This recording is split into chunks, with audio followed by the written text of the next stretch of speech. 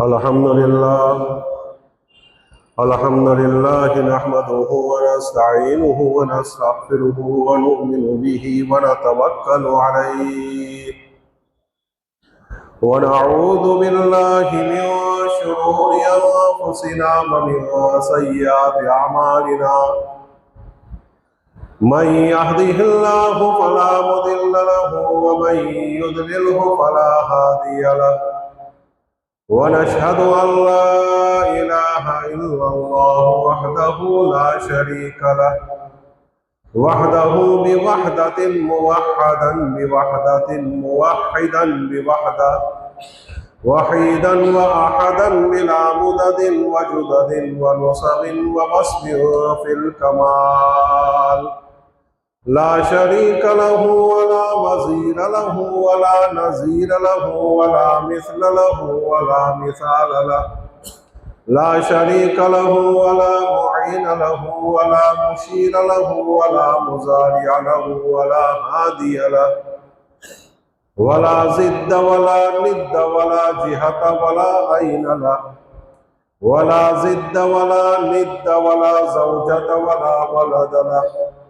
वला कैफ वला ऐन वला जिहत वला मकान लहु कान क़ब्ल अल मकानी बिला मकानिन सुम्मा खलक़ल मकान व हुवा ला यहताजु इलैहि व नशहदु अन्न सय्यदना व नबिय्यना व हबीबना व शफीअना व मुर्शिदना व क़ाइदना व क़ुर्रता अअयुनिना इमामुल मशरिक़ैन व इमामुल मग़रिबैन रसूलन मक्कियन मदनियन हाशमियन कुरैशियन कर्रूबियन रूहानियन रैहानिया नबियन तक़ियन नक़ियन वलियन दुर्रियन शमसियन क़मरियन बदरियन बशीरन नज़ीरा व सल्लल्लाहु तआला अलैहि व अला आलिहि व सल्लम तस्लीमन कसीरन कसीरा अम्मा बअदु फ़अऊज़ु बिल्लाहि मिनश शैतानिर रजीम बिस्मिल्लाहिर रहमानिर रहीम व आति ज़ल क़ुर्बा हक़्क़हु वल मिस्कीन वब्नस सबील वला तुबद्दिर तबदीरा। अल्लाह ताला कुरान पाक में इरशाद फरमाते हैं कि तुम अदा करो हक उसका, यानी रिश्तेदारों वगैरह का, वल मिस्कीना और मिस्कीन और गरीब लोगों का, वब्न सबील और जो रास्ते में चलने वाले, मतलब ये कि मुसाफिर जो लोग हैं उनका हक अदा करो। वला तुबद्दिर तबदीरा और फजूल खर्ची से खूब बचो। आगे फरमाया इन्नल मुबद्दिरीन कानू इख्वान शयातीन, कि बिलाशुबा जो फजूल खर्ची करते हैं, जो इसराफ करते हैं, वो शैतान के भाई है। वकान शैतानु लिरब्बिही कफूरा, और शैतान तो अपने परवरदिगार का नाशुक्रा है। और एक दूसरी जगह अल्लाह ताला ने इरशाद फरमाया वल्लदीन इज़ा अनफ़क़ू लम युसरिफ़ू व लम यक़तुरू व कान बैन ज़ालिका क़वामा। अल्लाह ताला कुरान पाक में इरशाद फरमाता है कि इबादुर रहमान यानी नेक लोगों की सिफात में से ये है कि जब वो खर्च करते हैं, लम युसरिफू फजूल खर्ची नहीं करते, वलम यक़तुरू बुख़ल भी नहीं करते, वकाना बैना ज़ालिका क़वामा यानी जब वो खर्च करते हैं तो न फजूल खर्ची न बुखला करते हैं, बल्कि एतिदाल का रास्ता, दरमियानी रास्ता इख्तियार करते हैं। सदक़ल्लाहु मौलाना अज़ीम। बिरादरान इस्लाम, अल्लाह तबारक व तआला का बहुत बड़ा एहसान और करम है कि अल्लाह ताला ने हमें शरीयत और सुन्नत अता फरमाई। शरीयत और सुन्नत को समझाने के लिए बेहतरीन रसूल इमामुल अंबिया खत्मुर रसूल आका सरकारे दो आलम सल्लल्लाहु अलैहि वसल्लम को हमारे लिए भेजा। हुजूर अकरम सल्लल्लाहु अलैहि वसल्लम ने कुर्बानियाँ दे देकर, हमारे लिए तकलीफ़ें उठाकर, मुसीबतें उठाकर, मार खाकर हमारे दरमियान में शरीयत और सुन्नत को जिंदा किया और जबान से भी अदा किया और अपनी जात से भी अमलन प्रैक्टिकल इसको बताकर लोगों को दिखाया कि इस तरह हम जिंदगी गुजारेंगे। आका सरकार दो आलम सल्लल्लाहु अलैहि वसल्लम का बहुत बड़ा एहसान है कि जिंदगी का कोई शोबा ऐसा नहीं जिसमें आप सल्लल्लाहु अलैहि वसल्लम ने उम्मत की रहनुमाई न फरमाई हो, इंसानों की रहनुमाई न फरमाई हो। हुजूर अकरम सल्लल्लाहु अलैहि वसल्लम ने एक एक चीज के बारे में, एक एक शोबे के बारे में हमें किस तरह जिंदगी गुजारनी वो दिखाया, बताया और करके दिखाया। माँ बाप हैं तो उनके साथ कैसा सुलूक रहेगा, बीवी बच्चे हैं तो उनके साथ तुम्हारा व्यवहार कैसा रहेगा, सुलूक कैसा रहेगा, भाई बहन हैं तो उनके साथ तुम्हारा सुलूक और मामला कैसा रहेगा, और तुम पड़ोसी हो तो पड़ोसी का हक क्या होगा, मोहल्ले में रहते हो तो मोहल्ले वालों का हक क्या होगा। ये सारी चीजें आका सरकार दो आलम सल्लल्लाहु अलैहि वसल्लम ने बताई। कारोबार है तो तुम्हारा व्यवहार, तुम्हारा मामला और तुम्हारे माशरत कैसी होगी, यह आप सल्लल्लाहु अलैहि वसल्लम ने खुल खुल कर बताया। गैर मुस्लिम है, तुम्हारे अखलाक कैसे होंगे, अपनों के साथ कैसे रहोगे, परायों के साथ कैसे रहोगे, मुसलमानों के साथ कैसे रहोगे, गैरों के साथ तुम्हारा क्या मामला होगा। हुजूर अकरम सल्लल्लाहु अलैहि वसल्लम ने तमाम चीजें हमें दिखाई और इस दुनिया से फिर रुखसत हुई। अब इंसान और एक मुसलमान की जिम्मेदारी बनती है कि जब आका सरकार दो आलम सल्लल्लाहु अलैहि वसल्लम हमारे इतने बड़े मोहसिन है, इतने बड़े हमदर्द है, आका सरकार दो आलम सल्लल्लाहु अलैहि वसल्लम ने हमारे लिए इतनी कुर्बानियां दे देकर ये दीन हम तक पहुंचाया है, बुजुर्गान दीन ने ये कुर्बानियां दे देकर हम तक पहुंचाया है, तो हमारी जिम्मेदारी बनती है, हमारा हक बनता है कि शरीयत और सुन्नत को हमारी जिंदगियों में लाए, हमारी पैदाइश से लेकर मौत तक की जिंदगी में शरीयत और सुन्नत को जिंदा करें और शरीयत और सुन्नत को अपने सीने से लगाए। वो अल्लाह उसके रसूल सल्लल्लाहु अलैहि वसल्लम के एक एक हुक्मों को अदा करने वाले बने। हुजूर अकरम सल्लल्लाहु अलैहि वसल्लम की सुन्नतों को जिंदगी के हर शोबे में जिंदा करने वाले बने, एक मुसलमान की जिम्मेदारी बनती है। लेकिन अफसोस, सद अफसोस, आज मुसलमान अल्लाह और उसके रसूल सल्लल्लाहु अलैहि वसल्लम के तरीकों को भूल चुका है, हुजूर अकरम सल्लल्लाहु अलैहि वसल्लम की सुन्नतों के जनाजे निकाल चुका है। कदम कदम पर आका सरकार दो आलम सल्लल्लाहु अलैहि वसल्लम की नाफरमानी हो रही है, कदम कदम पर अल्लाह की नाफरमानी हो रही है, लम्हा लम्हा अल्लाह की नाफरमानी हो रही है। ये आज नंगा नाच हो रहा है। याद रखे जिन लोगों ने अल्लाह और उसके रसूल सल्लल्लाहु अलैहि वसल्लम की नाफरमानी को रिवाज दिया और अल्लाह और उसके रसूल सल्लल्लाहु अलैहि वसल्लम के हुक्मों का लिहाज और पास न रखा, वो कौम बर्बाद हुई है, वो कौम मुसीबतों में मुब्तला हुई है, वो कौम आफतों में मुब्तला हुई है। फिर इस कौम पर जालिम से जालिम लोग और जालिम से जालिम बादशाह मुसल्लत हुए हैं। ये तारीख है, ये इतिहास है। हजरत आदम से लेकर आज तक देख ले, आका सरकार दो आलम सल्लल्लाहु अलैहि वसल्लम से आज तक देख ले, 1400 साल गुजर गए। इतिहास आपको मिलेगा जब जब भी उम्मत ने अल्लाह और उसके रसूल सल्लल्लाहु अलैहि वसल्लम की रस्सी को छोड़ा है, अल्लाह और उसके रसूल सल्लल्लाहु अलैहि वसल्लम के तरीकों को छोड़ा है और हुक्मों को छोड़ा है, वो कौम बर्बाद हुई, वो मुसलमान बर्बाद हुए, वो मुसलमान महकूम हुए, वो मुसलमान गुलाम बन कर रहे हैं।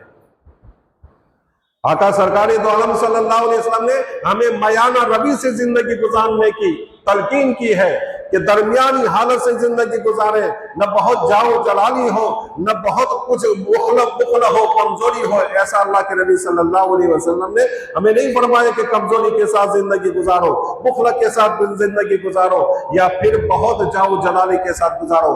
नहीं, आका सरकार दो आलम सल्लल्लाहु अलैहि वसल्लम ने हमें मयाना रबी से जिंदगी गुजारने का हुक्म दिया है और फरमाया जो लोग मयाना रबी से चलेंगे, न ज्यादा फजूल खर्ची, न ज्यादा जाहो जलाली, न ज्यादा बुखल, दरमियानी रास्ते से चलेंगे, जो मैंने अभी आपके सामने आयत शरीफा पढ़ी, वल्लदीना इदा अनफकू लम युसरिफू व लम यक़तुरू व काना बैन ज़ालिका क़वामा।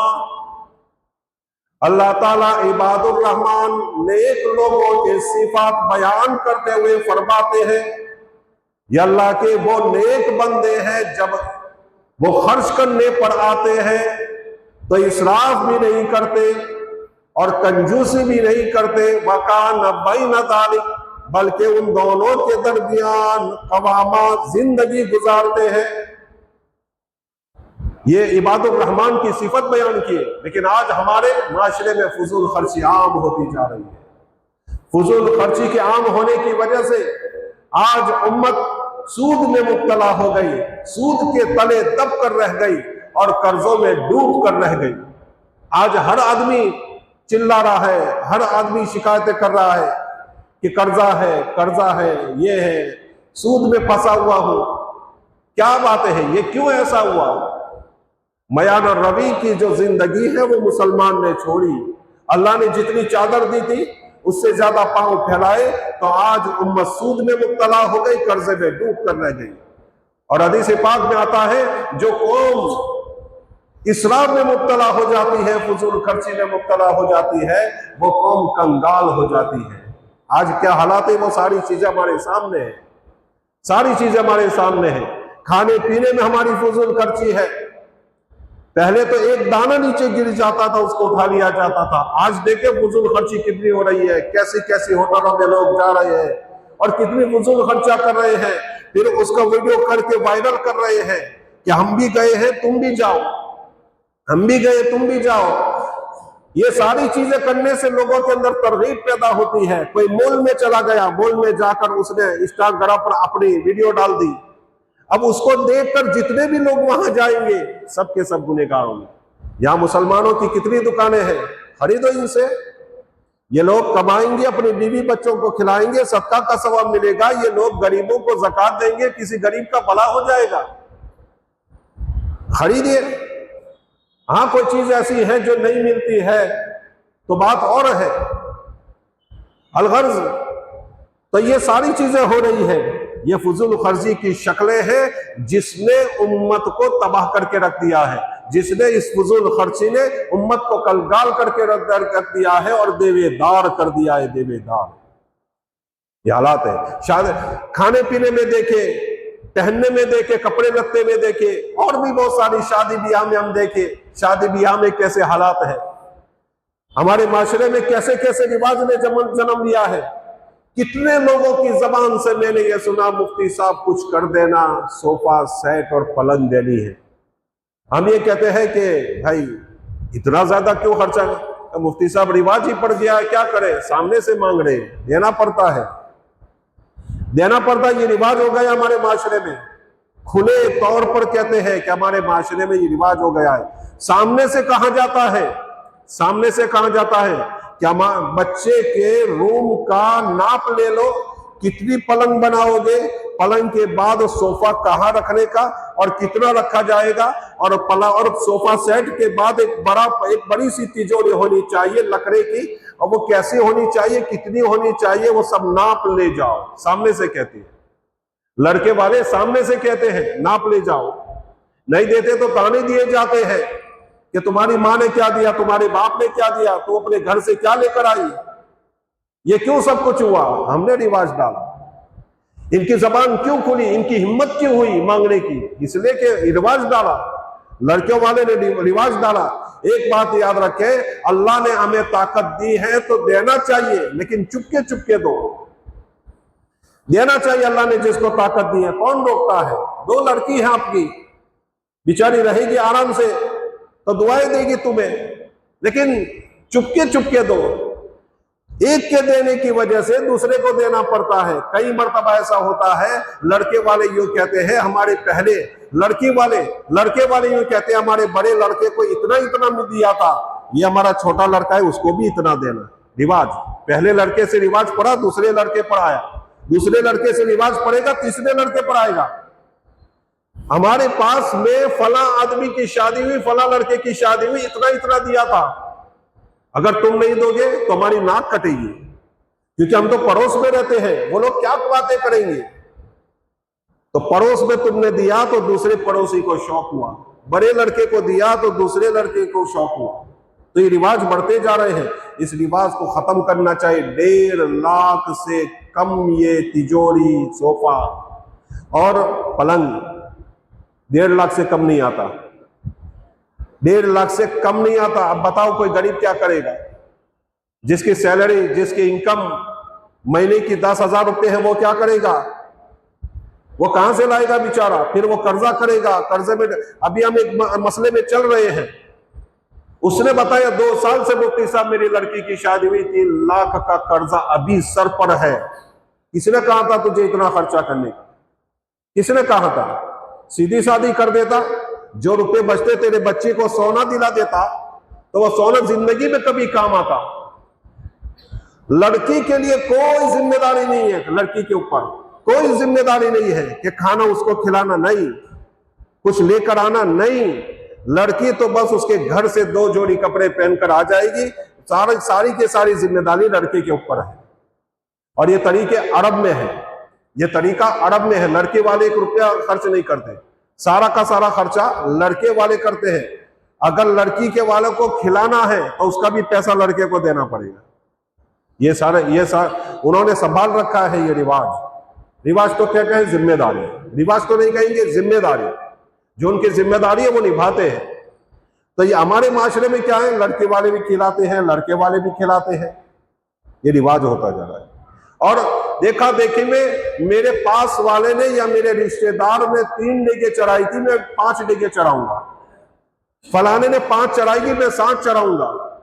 ये है मामला। और हजारों लाखों रुपए यूं ही फूंक दिए जाते हैं।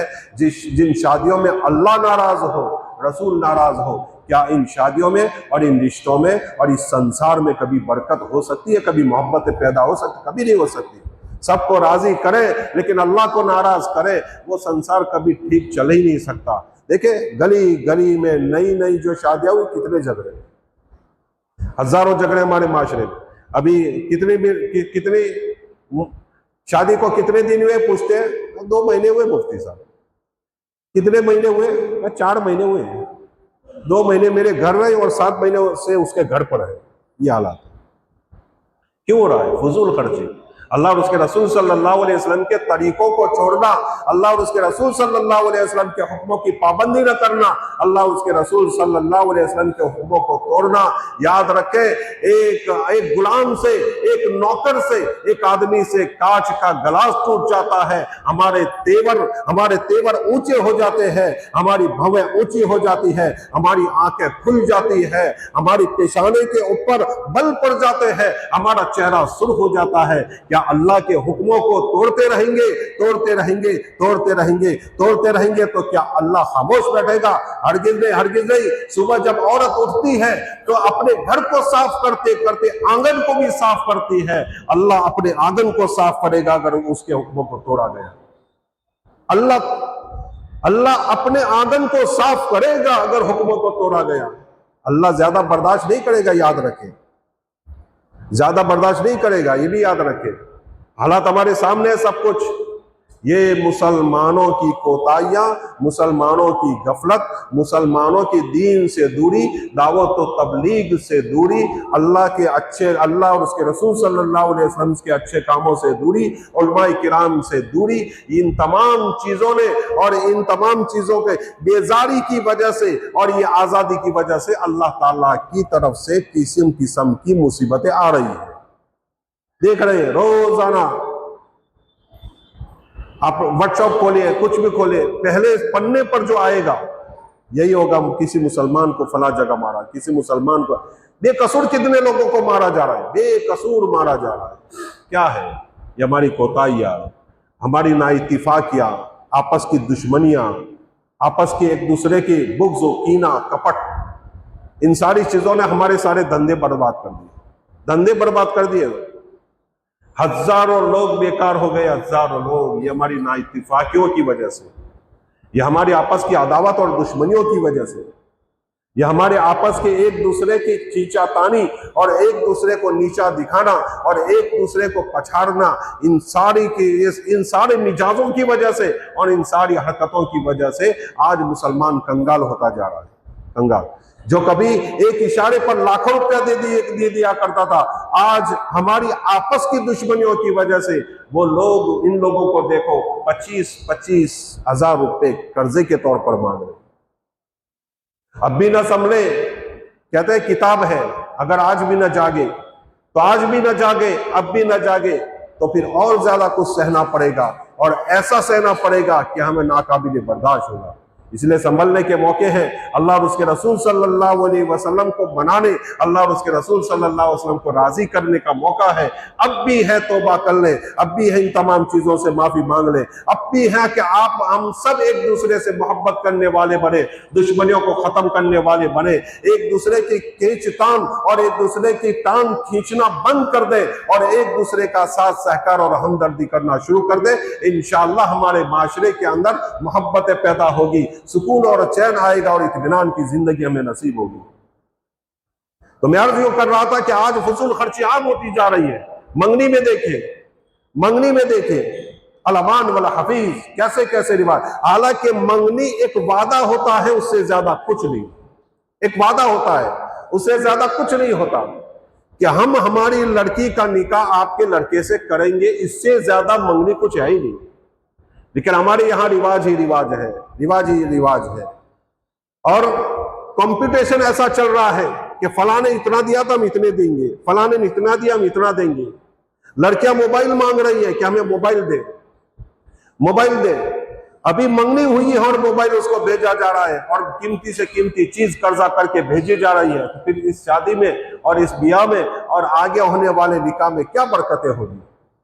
यहीं से लड़के को समझ जाना चाहिए कि लड़की का कैरेक्टर कैसा है। लड़के वाले रुपए मांगते हैं, होने वाली सास होने वाले ससुर से, लड़के होने वाली बीवी से रुपए मांगते हैं।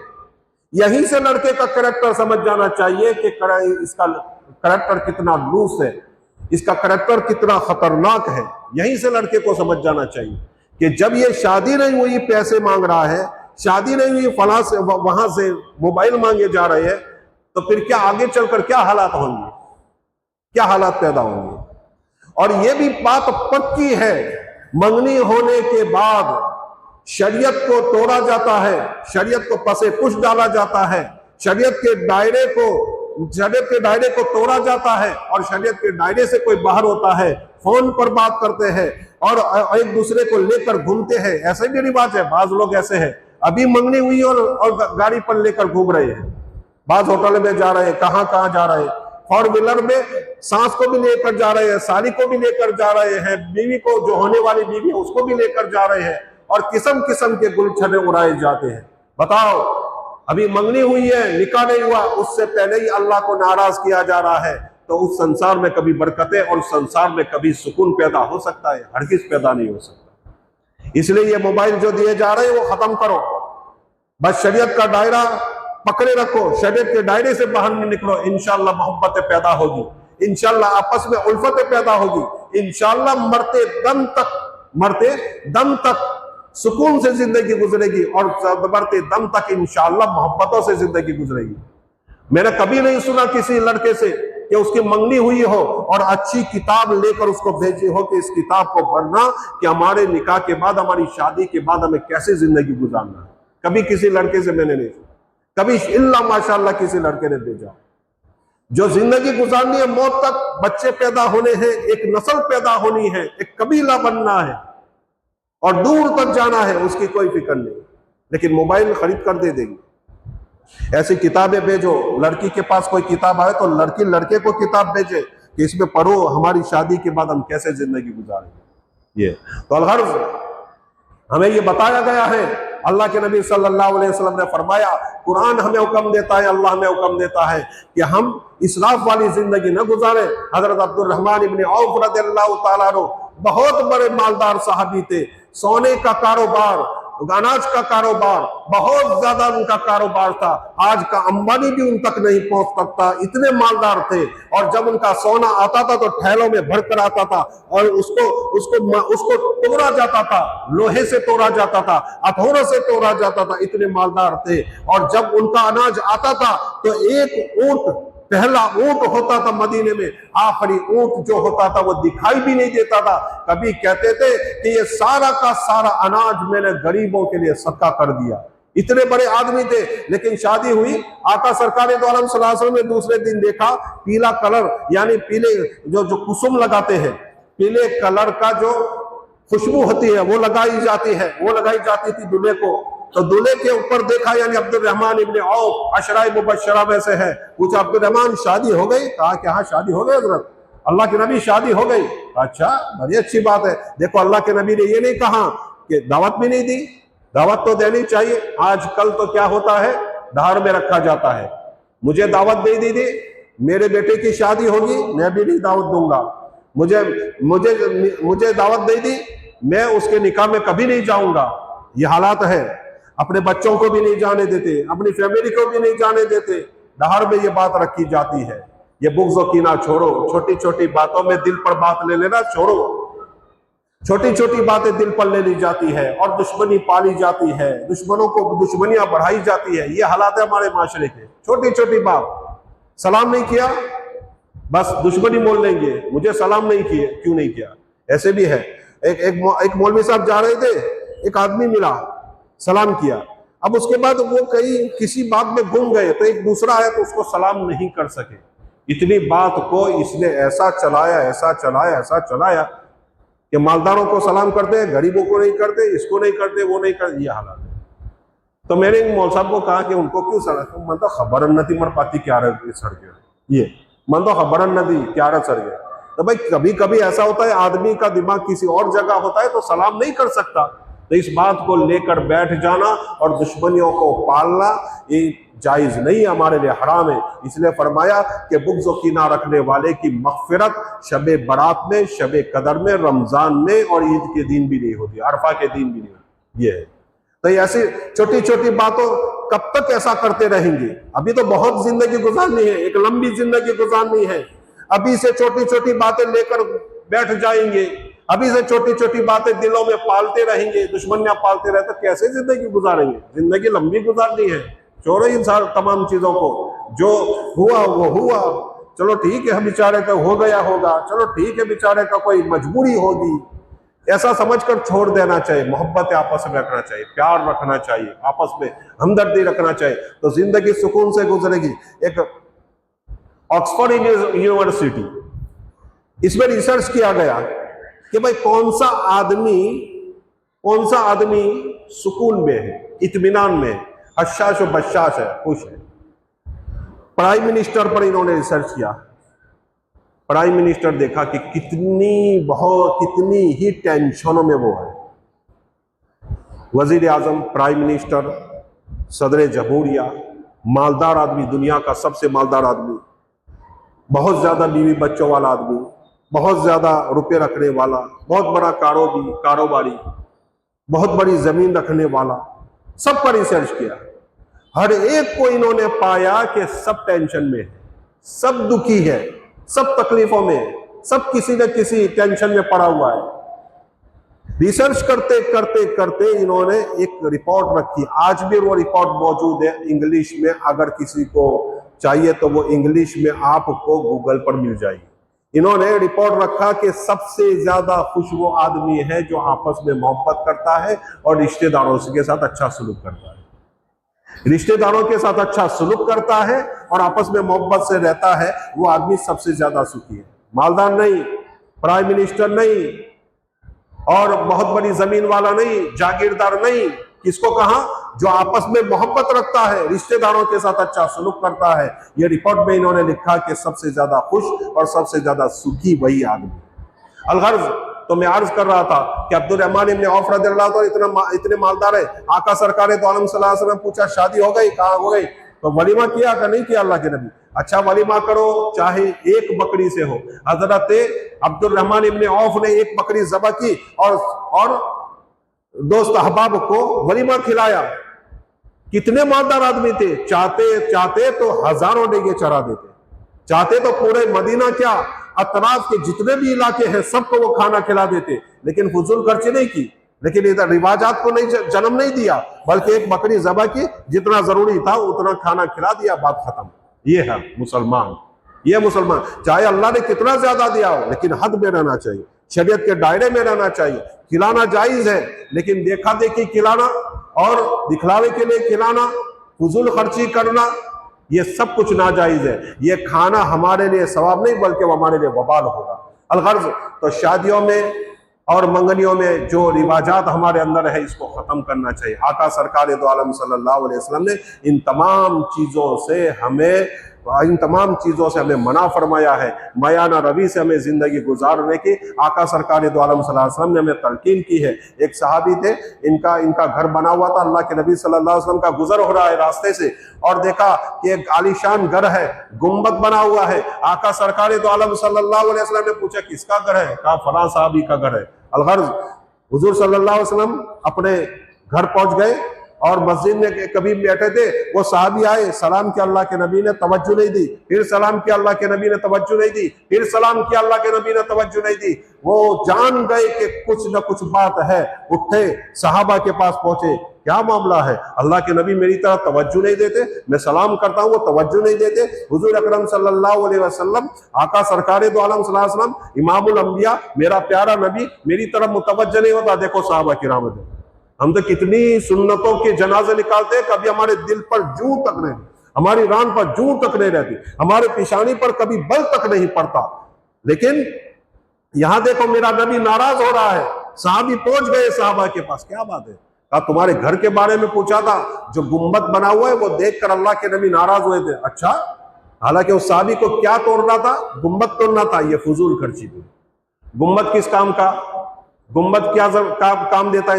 इंसान की जरूरत के बाहर है। जो इंसान की जरूरत के बाहर हो वो चीज बनाने से आका सरकार दो आलम सल्लल्लाहु अलैहि वसल्लम नाराज होते हैं। ये भी फजूल खर्ची है, ये भी फजूल खर्ची है। गए पूरा घर तोड़ दिया और पूरा घर तोड़कर आए अल्लाह के नबी आप नाराज थे, मैंने तोड़ दिया। ऐसा नहीं, कुछ भी नहीं, कभी कहीं बात भी नहीं की। हुजूर सल्लल्लाहु अलैहि वसल्लम कभी किसी मौके पर वहां से गुजरे, पूछा यहाँ एक घर था, कहाँ गया? अल्लाह के नबी उन्होंने तो तोड़ दिया, जब आप नाराज हुए थे तो तोड़ दिया। अच्छा, इन्होंने तोड़ दिया। देखो सहाबा किराम रज़ियल्लाहु अन्हुम कभी नेकी को भी जाहिर नहीं करते थे और नेकी को याद ही नहीं रखते थे कि नेकी करो और दरिया में फेंको। सहाबा याद नहीं रखते थे। हम तो किसी को तकलीफ पहुंची वो भी याद नहीं रखते। नेकियां याद रहती है हमें कि हमने ये किया, फला चीज की, फला चीज की। और ऐसे आदमी को जाकर कहेंगे वो पूरे गोदरे में बयान, अपने पूरे माशरे में कहता फिरे ऐसे को कि मैंने ये चीज की। इसलिए उसको कहा जाता है कि मेरी नेकी को लोगों को बयान करे। इससे कोई सवाब नहीं मिलता, इससे कोई सवाब नहीं मिलता। व्हाट्सएप पर डालने से कि फला चीज की, फला चीज की, फला चीज, सवाब नहीं मिलता आदमी को। बल्कि हो सकता है उसको वबाल, और उस कल कयामत के दिन उससे पूछ भी होगी कि तेरे पास रुपए थे, तूने क्या किया था? मैंने बहुत सखावत की। नहीं, तूने दिखलावे के लिए सखावत की थी। जाओ जहन्नम में जाओ, चलो जहन्नम में जाओ, कोई हिसाब किताब नहीं, जहन्नम में जाओ। ये तो दिखलावे के लिए कोई काम किया होगा वो जहन्नम का सबब बनेगा। अलगर्ज तो साहबा नेकियां याद नहीं करते रखते थे। हम तो किसी को तकलीफ पहुंच गई वो भी याद नहीं रहती कि भाई फला को तकलीफ पहुंची है, कभी जिंदगी में माफी तो मांगनी पड़ेगी, माफी मांगे बगैर थोड़ी छुटकारा होगा, ये भी याद नहीं रहता। हज़रत उमर रज़ियल्लाहु ताला अन्हु, एक आदमी बहुत कमजोरी से चल रहा था, हालांकि मुसलमान होता है, बड़े मुसलमान जो होता है वो फुर्ती से चलता है, उसके अंदर मुस्तैदी होती है, उसके अंदर एक्टिविटी होती है, वो बड़ी मजबूती से चलता है। तो वो जरा खरामा खरामा चल रहा था। हज़रत उमर ने उसको यूं कोड़ा मारा तो उसका कोड़ा कपड़े से लगकर यूं निकल गया। लेकिन वो निकले तो अल्लाह के हज़रत उमर निकल गए। उन्होंने कहा कि भाई ऐसे क्या चलते हो औरतों की तरह, मर्दों की तरह चलो, मर्दों की तरह चलो। वो मर्दों की तरह चलने लगा। हज़रत उमर निकल गए, लेकिन उनके दिल में एक अफसोस हुआ, यार मैंने उसको कोड़ा मारा, उसके कपड़ों से टच तो हुआ ना भाई, कोड़ा तो उसके सामने उठाया तो लगा नहीं, लेकिन उठाया तो सही नहीं। बस दिल में एक कलक था कि क्या करूं। एक मुद्दत के बाद वो आदमी हजरत के पास गया। हजरत उमर, हजरत बताओ भाई क्या हुआ? हजरत उमरे में जा रहा हूं। अल्लाह तुम्हारा उमरा कबूल करे। और एक थैली दी और कहा कि इसमें दिरहम है, इस्तेमाल करना है। भाई अल्लाह के अमीरुल मोमिनीन ऐसा क्यों? कहा कि यार एक मर्तबा मैंने तेरे सामने कोड़ा उठाया था। क्या उठाया? कोड़ा मारा नहीं, कोड़ा उठाया था तेरे सामने। तेरी इज्जत मैंने कुछ न कुछ तेरी इज्जत की हद तक की थी, कुछ न कुछ तेरी इज्जत को नीलाम किया था। मैं चाहता हूं कि ये तू ले जा और मुझे माफ कर दे, ये ले जा और मुझे माफ कर दे। ये है साहबा किराम रज़ियल्लाहु अन्हुम, किसी को तकलीफ पहुंचती थी याद रखते थे। हम याद क्या रखते हैं? किसी को तकलीफ पहुंचे वो याद नहीं रखते। नेकी हमें याद रहती है और दूसरों को कहते भी फिरते हैं। ऐसी नेकियां हमें कोई फायदा नहीं दी। अलगर्ज मैं चंद बातें आपके सामने अर्ज की वक्त हो गया है। अल्लाह ताला कहीं सुनी बातों पर अमल करने की तौफीक नसीब फरमाए। फजूल खर्ची से बचें, पैसे बचा बचा कर रखें, पैसे इस तरह इस्तेमाल करें कि शरीयत के दायरे में रहकर इस्तेमाल करें कि अल्लाह भी नाराज़ ना हो और हमारा काम भी हो जाए। फजूल खर्ची ख़त्म करेंगे तो इंशाअल्लाह ये जितनी भी हमारे अंदर तंगियाँ है, जितनी भी हमारे अंदर ये मुफलिसी पैदा हो गई है, इंशाअल्लाह वो ख़त्म हो जाएगी। अल्लाह ताला कहीं सुनी बातों पर अमल करने की तौफीक नसीब।